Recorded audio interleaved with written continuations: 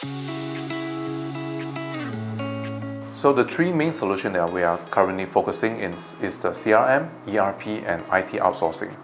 So just to put it simple, for CRM, what it will do is a sales tool to help the sales team to drive better revenue, so that the sales team can follow up much better with the clients, and the top management will be able to see what's going on within their sales team.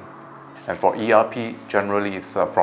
we can help the client to capture the process from sales all the way to manufacturing, purchase, inventory, and logistics, and after sales, so that they could provide a much more service to their clients, and it could help them to increase efficiency in between the companies. And for IT outsourcing, we are start providing this solution because we identify a new needs coming from many different countries. So companies are having difficulties hiring tech talents, so which is why we have a good pool of talents in India and in Malaysia, where we could provide this full-time developer to our clients.